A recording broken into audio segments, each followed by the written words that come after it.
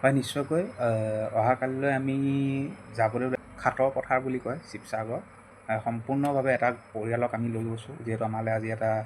কল আহিছিলে সেই কলটো আহি মানে কৈছে যে ঘৰত একোৱেই নাই চব উটি গ'ল ঘৰৰ ফেনলৈকে পানী এতিয়াও পানী আছে বুলি কৈছে গতিকে আমি কাইলৈ এটা পৰিয়ালৰ কাৰণে সম্পূৰ্ণভাৱে গোটেই যা যোগাৰ কৰি লৈ গৈছোঁ আমাৰ ইয়াত সাজিদ হুছেইন আছে এখেতে সম্পূৰ্ণ দায়িত্বটো লৈছে পৰিয়ালটোক যোগান দিবলৈ লগতে মই অলপ সহায় কৰিছোঁ চাওঁ কাইলৈ আপোনাক গোটেই পৰিৱেশটো দেখাবলৈ চেষ্টা কৰিম আমাৰ টীম জুবিন গাৰ্গ লাভাৰ্ছলৈ এটা ফোন কল আহিছিলে আজি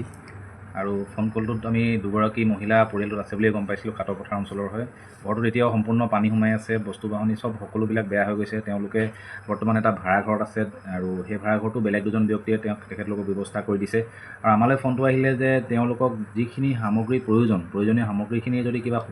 সুবিধা আমাৰ ফালৰ পৰা কৰিব পৰা যায় তেনেহ'লে তেওঁলোকে সেই কৰাৰ কাৰণে অনুৰোধ জনাইছিলে আৰু তেওঁলোকৰ অনুৰোধটো আমি ৰক্ষা কৰি আমাৰ টীম জুবিন গাৰ্গ লাভাৰ্ছৰ কেইবাজনো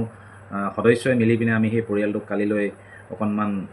সহায় হাত আগবঢ়াবলৈ যাম গতিকে এই ক্ষেত্ৰত মানে আমাৰ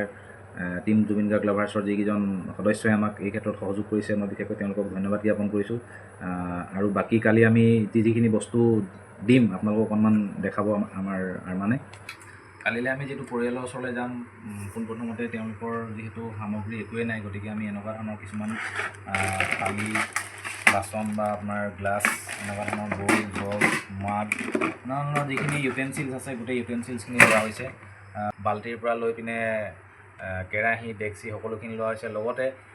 তোচক লোৱা হৈছে বিছনা চাদৰ আৰু আপোনাৰ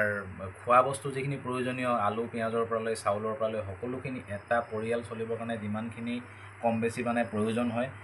সমগ্ৰ গোটেই বস্তুখিনি আমি দিয়াৰ ব্যৱস্থা কৰিছোঁ গতিকে কালিলৈ আমি সেই পৰিয়ালটোক এইখিনি আমাৰ ফালৰ পৰা যি অকণমান সহযোগ বা সহায় কৰিবলৈ পাইছোঁ আমি খুব আনন্দিত হৈছোঁ আপোনালোকে আশীৰ্বাদ কৰিব যাতে এনেকৈ আমি আগলৈ কামবিলাক কৰি যাব পাৰোঁ ধন্যবাদ সকলোকে জুবিন গাৰ্গ লাভাৰ্ছ টীমটো বহুত ধন্যবাদ জনাইছোঁ আমাক ইমানখিনি হেল্প কৰাৰ কাৰণে